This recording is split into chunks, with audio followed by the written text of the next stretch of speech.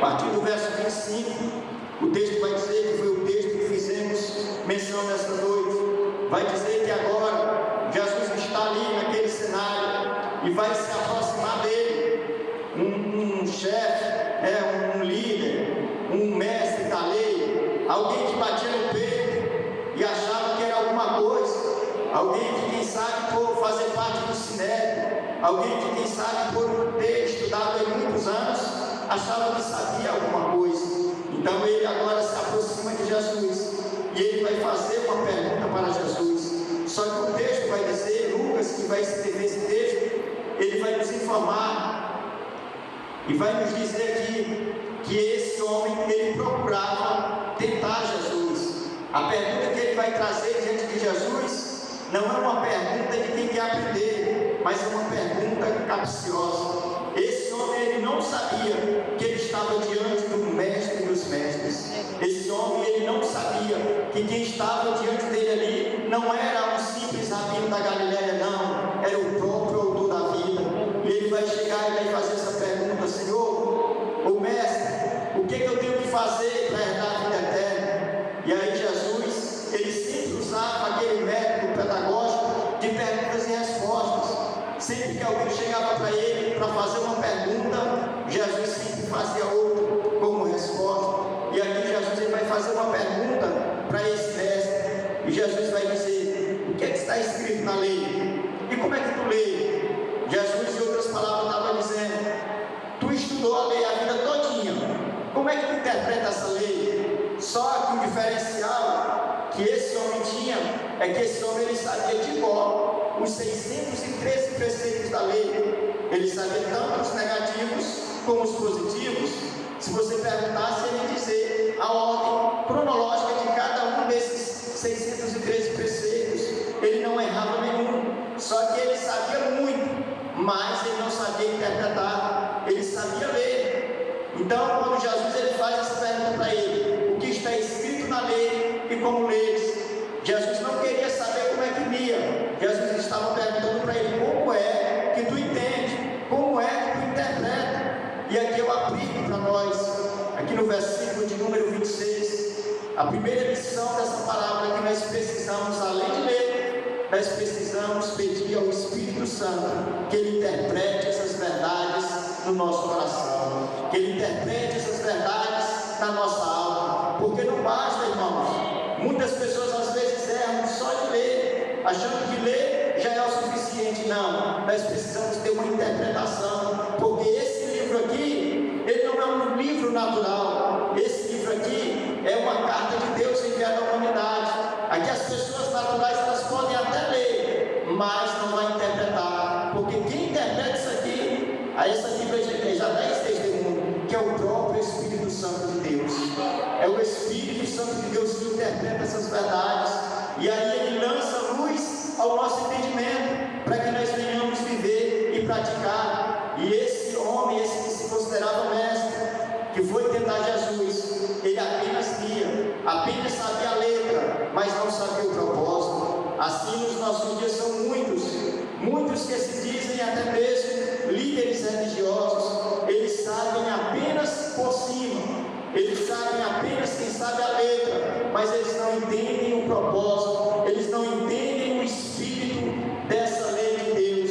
Então nós precisamos e somos exortados nesta noite que nós, além de lermos, nós precisamos ter comunhão com o Espírito Santo. Aleluia. Por isso o conselho para todos aqueles que querem mergulhar nesse livro é: antes de você ler, ore e peça a direção do Espírito Santo, para que você venha entender acerca dessas verdades, porque senão você vai ler e não vai entender nada, porque esse livro, ele é espiritual. E no verso 27, aquele mestre, ele disse, e respondendo ele disse: amarás o Senhor teu Deus de todo o teu coração, de toda a tua alma, de todas as tuas forças, de todo o teu entendimento, e o teu próximo como a ti mesmo.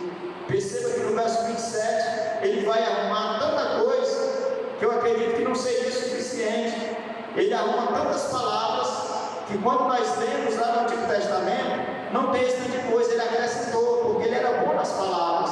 Ele tinha, quem sabe, um vocabulário muito avançado, para a sua época, mas ele vai ser agora repreendido e de uma certa forma censurado pelas palavras sábias de Jesus. Aqui no verso de número 28, Jesus vai dizer: respondeste bem, faz isso e viverás. Jesus estava lendo, fazendo uma leitura espiritual no coração daquele homem, e ele nem percebeu. Jesus olhou para as entranhas da alma dele e ele nem percebeu. Então Jesus disse: olha, tu respondeu bem. Da boca para fora é fácil, falar é fácil, agora praticar aí já é outra coisa. Da mesma forma somos nós hoje na atualidade, irmãos.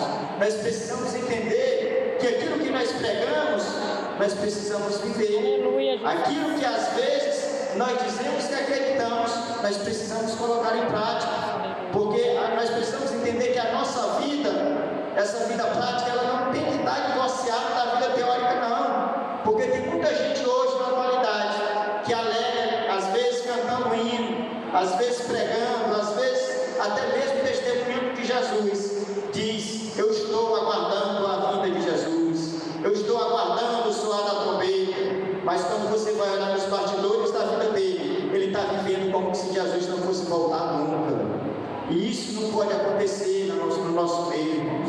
Nós somos exortados a ser crentes verdadeiros, não apenas de fachada, não apenas com uma máscara, mas nós precisamos ser crentes autênticos. E diante dessa palavra aqui, nós vemos Jesus exortando o homem, ensinando o homem que ele vê tanto o interior como o exterior.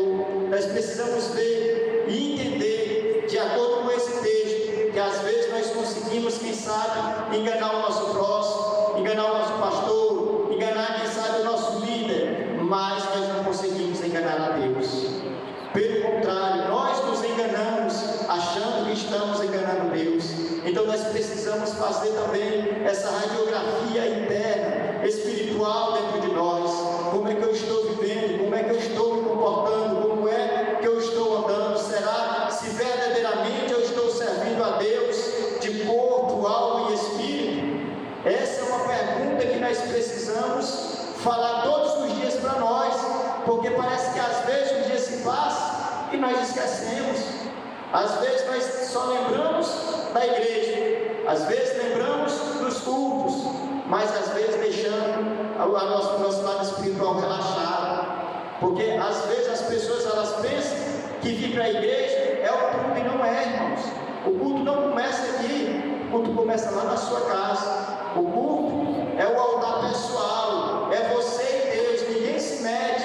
Agora, quando você está aqui, aqui já é outro altar, aqui é o altar congregacional, mas diante desse altar congregacional, o fogo só vai cair se no pessoal tiver. Se não tiver fogo no altar pessoal, pode esquecer o caminho da igreja, pode esquecer o caminho de congregar, que não vai gerar fruto, não vai gerar uma vida cristã autêntica. Nós precisamos primeiro ter esse entendimento que nós precisamos ser crente autêntico. O verso 29 diz: ele, porém, querendo justificar-se a si mesmo, disse a Jesus: e quem é o meu próximo? Perceba que esse mestre, ele quis se justificar. Se ele tivesse ficado calado, até aí ele tinha sido bem sucedido, mas ele quis se justificar diante do Criador.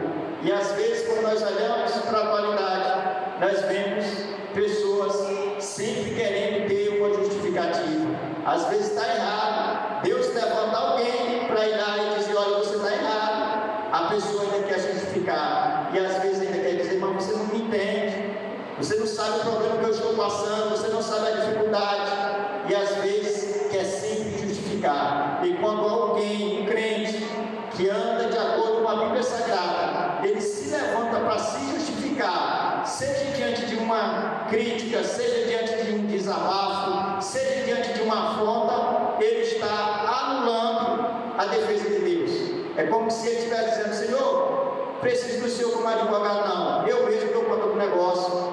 Então nós precisamos aprender com esse texto que sempre diante de uma crítica, sempre diante de um desabafo, nunca responda nenhuma crítica, nenhum desabafo, porque você tem um advogado fiel, e esse advogado, ele A Bíblia diz que Ele está 24 horas por dia à direita de Deus, intercedendo por nós. E nós precisamos crer nessa verdade, nós precisamos praticar essa verdade, nós precisamos esperar em Deus, porque às vezes nós achamos e confiamos, mas nós queremos resolver do nosso jeito.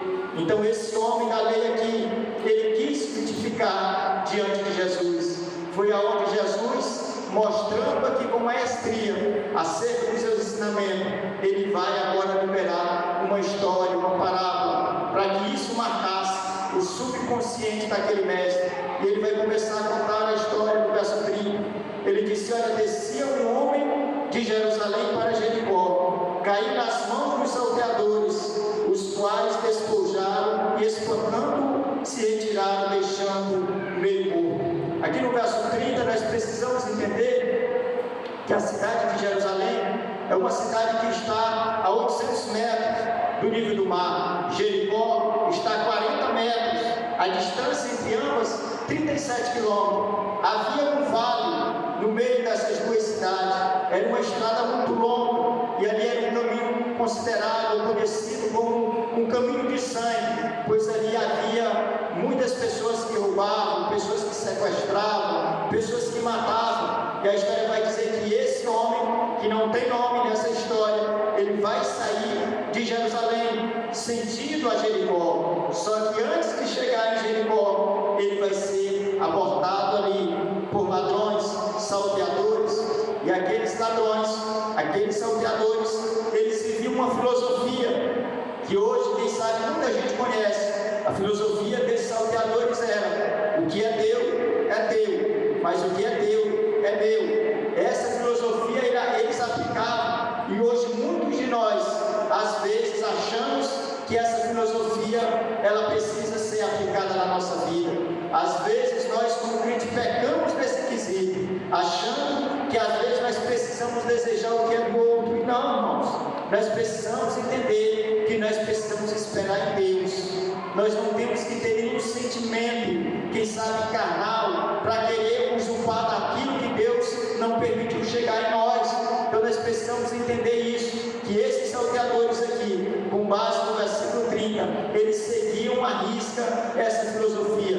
O verso 31 diz: ocasionalmente descia pelo mesmo caminho certo sacerdote, e vendo passou de lá. Aqui vai falar sobre o sacerdote, que é representado por um homem que estava também fazendo esse percurso. Ele estava também descendo de Jerusalém. Ele, quem sabe, tinha acabado de cultuar a Deus, estava com o coração ainda de adorador. Quem sabe ele tinha uma chama, mas quando ele viu o homem cair à beira do caminho, ele agora olha para aquele homem, e agora, quem sabe, a mente dele volta lá na lei do Antigo Testamento, e quem sabe a consciência dele começa agora a impugnar o que era para ele fazer. Ele, quem sabe, começa a colocar no seu coração e dizer: se eu tocar, eu vou me tornar impuro, e eu não quero me tornar impuro. Eu não quero passar uma semana impuro por causa de alguém que eu não conheço. E o texto vai dizer que ele vai passar por morte. Da mesma forma, o verso 32 vai dizer que vai descer também o levita, que os levitas eram os responsáveis pela organização do templo, pelas cerimônias, para alimentar os animais, para ensinar o povo a adorar a Deus. Esse, da mesma forma, ele vai olhar e não vai se comprometer. Ele vai olhar e vai pensar da mesma forma do sacerdote, e vai dizer: não posso tocar em nada impuro.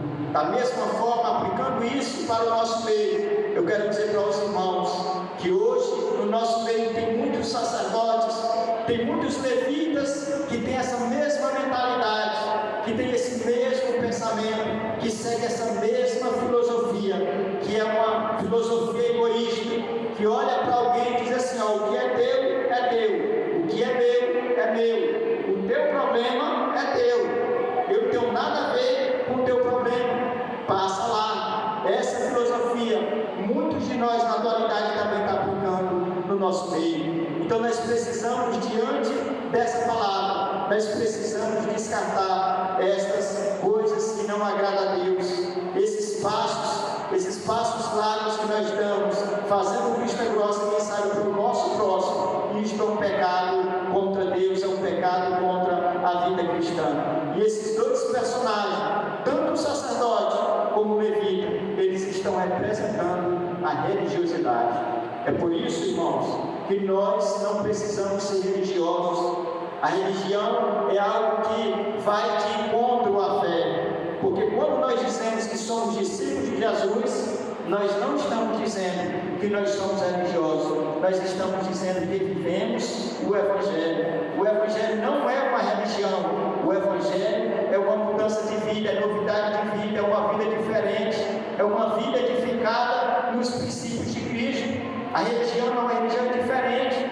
A religião, ela de uma certa forma engessa todos os costumes, ou quem sabe as práticas cristãs.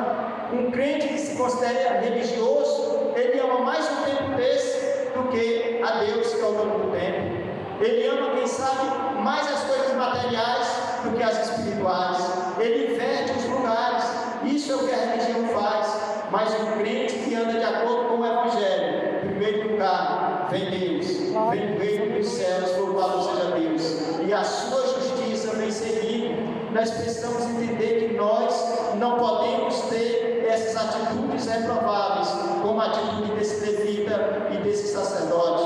O verso de número 33 diz assim: